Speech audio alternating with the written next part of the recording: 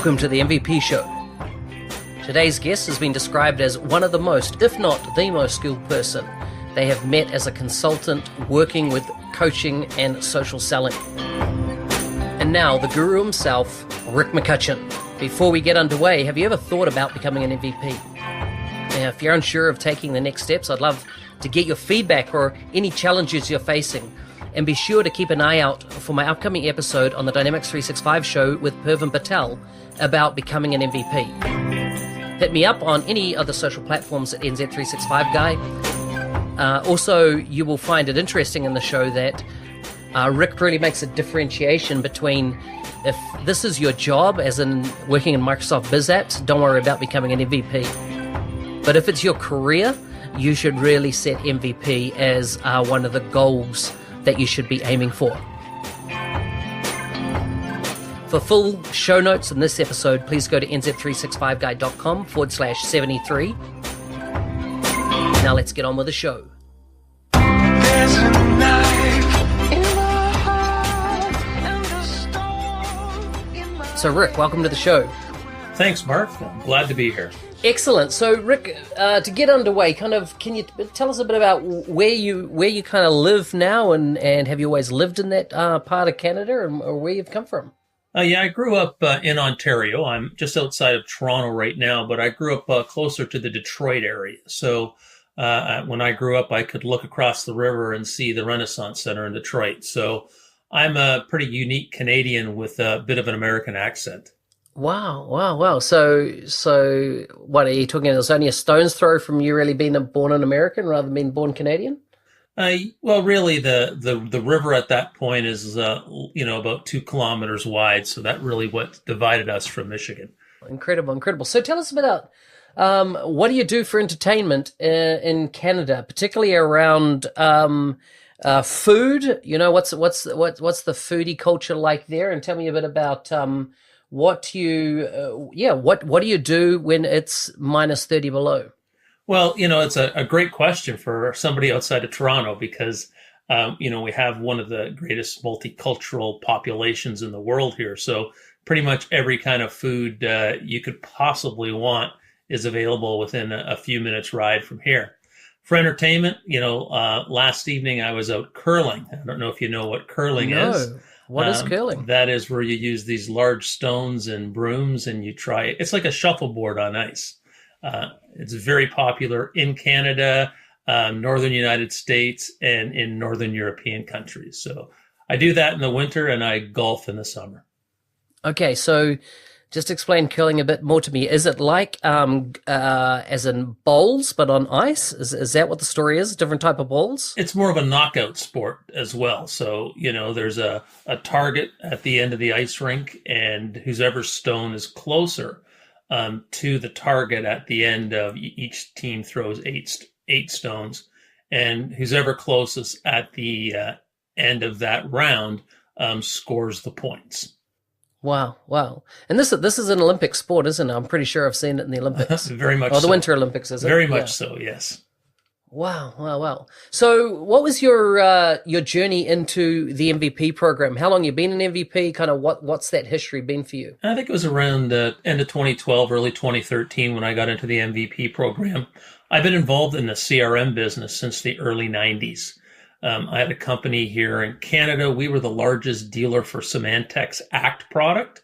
So we kind of ran that right through its life cycle. We were building add-on products at that time for ACT, and we sold that company off around 1999.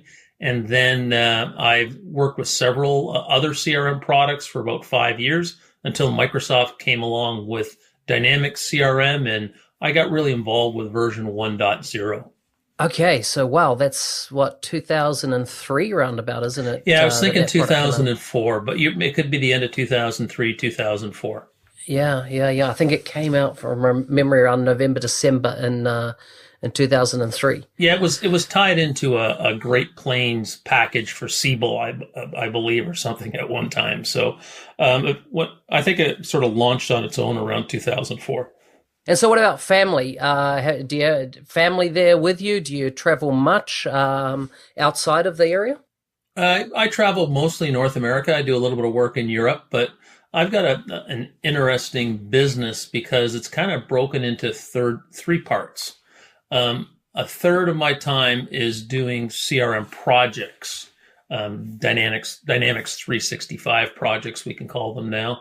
And I really get involved with planning. So I run workshops for companies on really how to plan around, building out Dynamics 365 for their organization. So I either do that at executive level where we do sort of a high level road mapping, or, I'll take it down a level and work with project teams who actually have to implement the product. So in my Dynamics practice, about 2/3 of my business is planning sessions.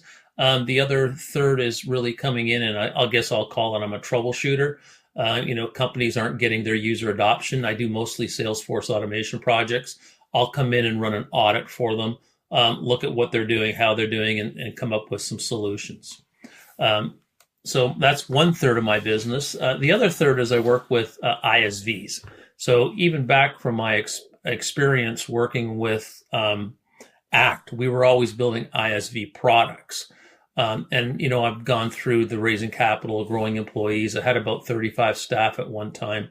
So from an ISV perspective, I've been involved with companies like ADX Studio when they were a standalone portal product.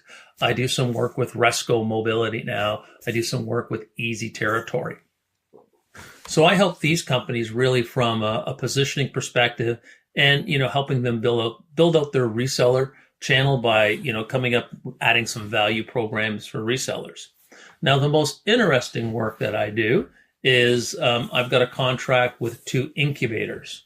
So I work with one place called the Spark Center, and the other place is the Innovation Factory at McMaster University. So I give them probably between the two about 30 hours a month where I go in and work with mostly early stage companies, younger people who are launching their first technology software companies. So I help them with, how to position and launch their product and get sort of their market share going. So it's kind of an interesting world I'm living in right now. Yeah, I bet. So where does that kind of mash up with where Microsoft is going with the Power Platform? How much does that story or the old XRM story play into helping those ISVs? We got some interesting things and we have some challenges in our Microsoft world because Microsoft currently doesn't give full access to that product stack to these early development companies. They're having a real hard time getting a hold of the product. And, I've brought that up to Microsoft several times. Last year, they announced a new program called Microsoft Startups.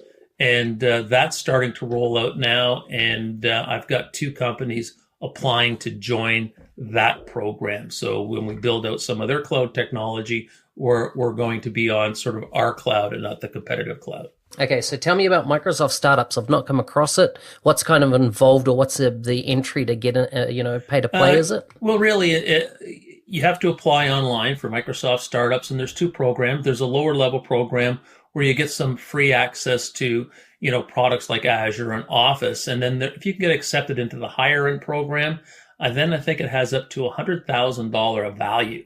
And they'll actually give you lots of Azure time.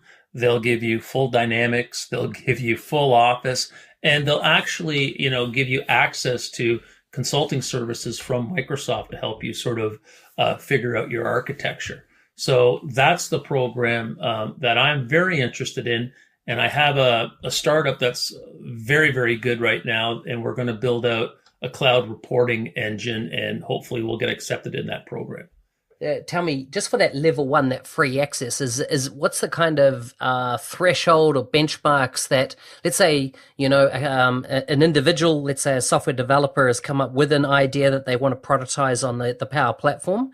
What kind of hoops do they need to jump to meet a minimum criteria to be accepted to level 1 and then on to level 2? Yeah, I'm not sure yet because it just came out and we just applied. So, okay, so free. Yeah, it's a very new program, and I'm assuming that the first level is fairly easy because BrightSpark, I think, was the last program we had from Microsoft, and anybody who was Yeah. BizSpark, was Oh, it? BizSpark. Sorry. Yeah. Yeah, yeah, BizSpark BizSpark. was the last program we had. And that was fairly, open to anybody who wanted to build product on our stack. They gave them some very nice benefits, but I think they kind of rejigged it and because they wanted to kind of break it into levels where, if it was a big, well-known company that was accelerating, they wanted to be able to give them more. So I'm hoping that this program really pans out for my startups. Yeah, yeah. So then what type of advice do you give the startups? Because you obviously can go, okay, here's where we can get the tooling from Microsoft to get you along there. But, if you look at a startup, often if they're technical in mindset, they don't have the experience around sales and marketing, and even maybe strategy, execution with Microsoft. Where do you help them or assist them in that journey? Well, it's interesting because I do it in a couple of ways because I am a software entrepreneur and I know how to put a business plan together, raise money, build product, that type of thing. But I also know a lot about our Microsoft world. So, I help them with from a perspective of, how to build a sales process and put your CRM in place. And that's fairly easy, to teach them. What's harder is to teach them how to be business people and how to get leverage in the market. If it's applicable, I try to get them to look at becoming a Microsoft ISV, because what I like about, our ecosystem is there's thousands of partners out there. And if you build your technology on what we used to call the XRM platform, that gives you a foundation for building a product, but also gives you a ready market to go after. So it's much, much easier. And we even did that back in the 90s when we were building Act add-on products, right? Because Symantec kind of owned that marketplace. So we built products and we took advantage of a ready-made market for us. So I try to talk about, building products around our Microsoft stack as much. I try to convince them that, they should go to Azure just because of the ability possibly to go forward to co-sell with Microsoft, co-sell with partners. So I think overall we've got a very, very good story. So what type of business models do you recommend for ISVs? As in, I'm talking about, through partner, through Microsoft sales, direct to, what are your thoughts around that? Which part? You could have an ISV that has a very strong, if you like, vertical solution, and therefore to sell through partner is going to be more difficult because the partner is going to need a lot of industry knowledge, if you like. And then you've got the horizontal solutions that you see in market, like a Click Dimensions, where, it fills a marketing niche, but really every company uses marketing in some way. And so therefore it lends itself, in my opinion, to a Microsoft partner ecosystem. There's pros and cons to both sides of that. So when you start looking at, so if I'm building what I'll call an add-on product to the technology, right? There's always a chance that I'm going to get superseded by Microsoft themselves, that they're going to come along and develop what I have, and then I'm out of business. It also, if they pick somebody, then, the one they pick, all the rest go out of business. So, if we look at mobility, right? At one time, we had 3 or 4 Dynamics mobility partners out there. And then Microsoft came along and said, okay, we're going to have a partnership with Resco for field service. And that kind of pushed everybody aside. We're seeing the same thing happening for field service. Once they bought Field One, other people that were writing field service applications for Dynamics were now, what am I going to do? Microsoft's got their own product. Very hard to sell against. So it's a riskier business to build functionality. If you build a vertical solution, though, it gets really interesting because if we look at Microsoft partner ecosystem, there's people like us that are Dynamics partners that go in and I can bring a solution to a customer and I can build it from the ground up. So do I need your vertical expertise? Would I bring you into my deal? It's questionable, right? Sometimes it's harder to get them to do it. But you got to remember that there are many, many Microsoft partners out there who know nothing about Dynamics. They're MSPs, they're infrastructure guys, they're Azure, they're .NET developers. They're more likely to bring you in to win that deal. I'm doing a lot of work right now with one of the distributors called SureWeb. And SureWeb's very interesting because they're a little bit different than other distributors because they'll actually support a partner on dynamic solutions. So, occasionally they bring me in where an MSP, a managed service provider, has a dynamics opportunity. And I'll actually come in and say, okay, let me talk to the client with you. And then I'll figure out, is there a vertical solution that they can use for this? Or do we recommend a partner that, we can bring in to do the project to work with this MSP? And the MSP is really just looking for the licenses out of the deal. So if we're selling a solution, there's a bigger ecosystem to sell with. And then, with the new sell with programs within Microsoft, some really interesting stuff happening there. So if I get my products onto AppSource, then theoretically, the Microsoft sales team is going to be able to resell your product and actually get compensated for it, is what they're telling us. So if I got a good vertical solution, I got that Microsoft team that may be able to help me. So personally, I like building vertical solutions better than functionality because you can't get wiped out by your own ecosystem. And so what about then playing in the international space as an ISV? My experience when I was based in Australia was we were working with an ISV out of Belgium, I think it was at the time, and they had a great product, but they didn't offer support in our time zone. And the more we were implementing it, the more we had a need to use their support. So it made it very kind of difficult. And I just see this kind of sometimes ISVs forget that if they're going to play in a global marketplace, they need to have a global, pretty much 24/7 support, not because the customers in the local market are running 24/7, but because they're dealing with a global market. What's your advice to them around probably the support model that they need to have in place, and also the ability to take funds and multi-currencies from around the world, that type of thing? Yeah, there's certain countries that, think they're the only currency in the world. We won't mention them. So, yes, you got to be able to take it at least in, euros, US, in my case, Canadian. You're selling in Canada, you better sell in Canadian dollars, right? And I'm sure it's the same in New Zealand, Australia, right? You want local currencies, and it's not that hard to get set up with your banking system to be able to take that money. So you got to be able to do that, and as well as the support, you've got to really think about, if I'm serious about, I'm in the Eastern time zone of Canada, US. If I'm going to sell in Sydney, I think Sydney's 12, 13 hours ahead of me. I certainly need somebody in that zone area to be able to accept the support call. And setting that up in this day and age with all the Upworks in the world and these online service bureaus, it's not difficult either. But, people a lot of times when they get involved with this sort of expansion, don't think about it until it happens.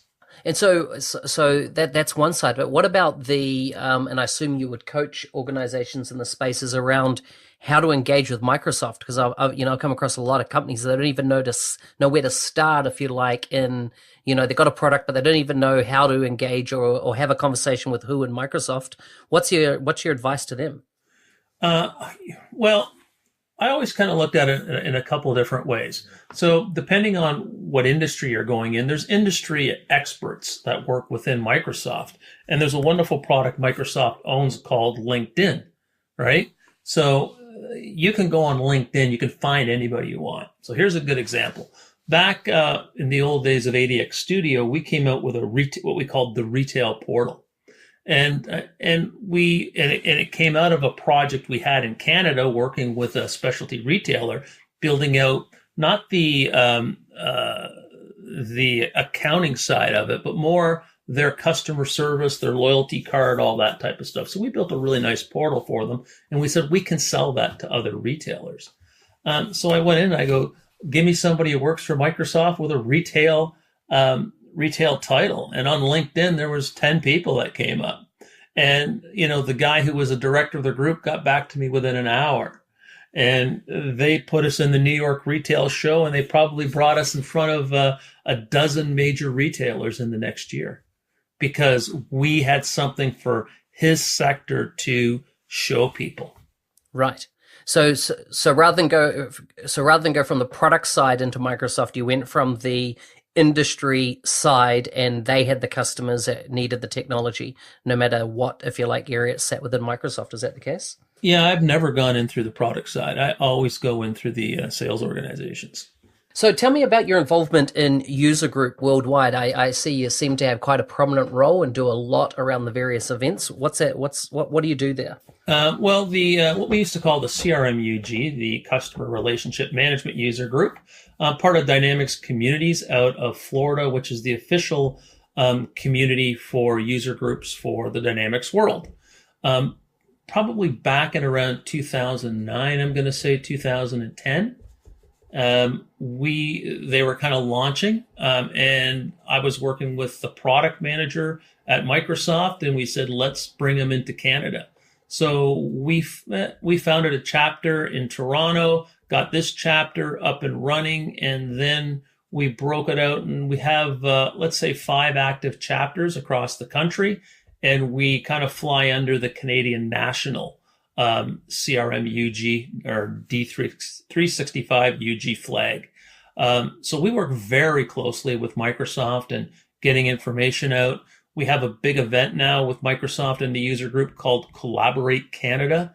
It was a full day event of education, and last fall we had events in Vancouver, Calgary, Toronto, Ottawa, and Montreal. And it looks like we're planning those events again for September of this year. Mm-hmm. And so there's an event I've seen called Focus or something as well. How does that differ? Focus. So UG has some different types of events. So Summit is our big event, worldwide event. Last year was in Phoenix. Next year is in Orlando. That happens every October. The sessions there are about an hour in length. In the spring, they have this Focus show. And I've been to St. Louis with Focus this year, Indianapolis with Focus. This year it's in Houston, and I think they're 90-minute sessions. So they're a little more of a deep dive. So I'll be teaching a CRM planning session at Focus in Houston coming up next month.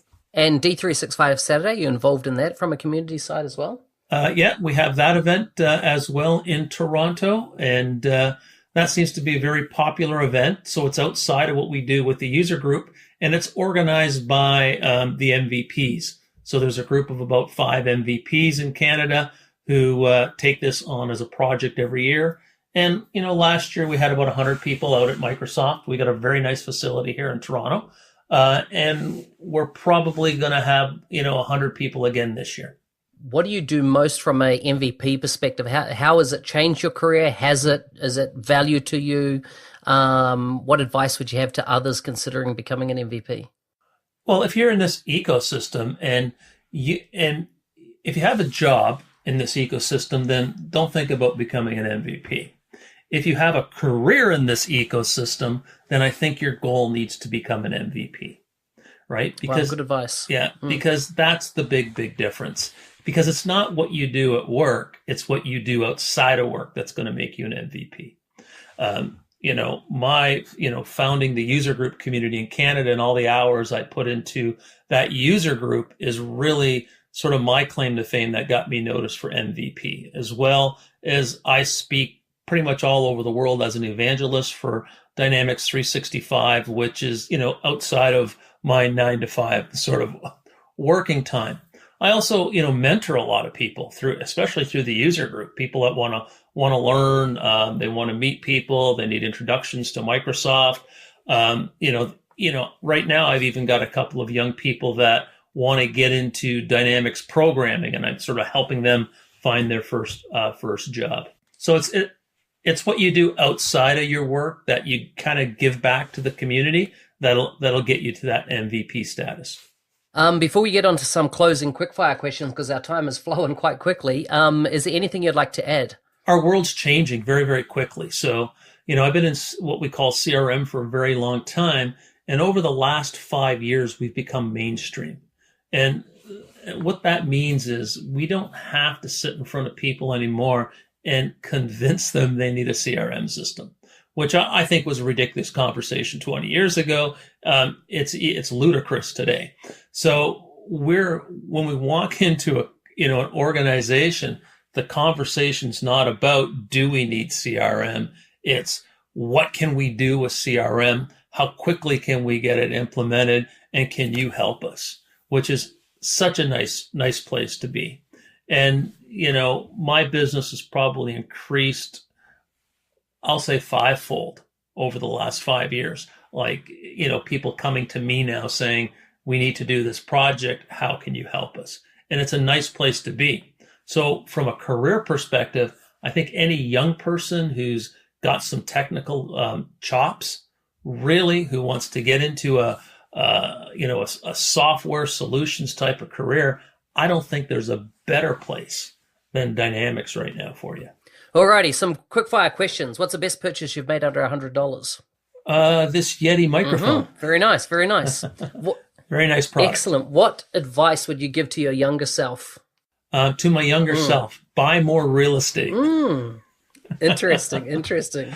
I think about that all the time, especially, outside of Toronto like this, just buy more real estate. So would you rather be skiing or golfing? Golfing. Any day? Yes. Wow. Rick, it's been great to have you on the show. If people want to kind of connect with you online, what's the best way for them to find you? LinkedIn. There's 2 Rick McCutcheons on LinkedIn. The other guy's a massive bodybuilder. That's not me. I am the Rick McCutcheon that, looks like the CRM guy.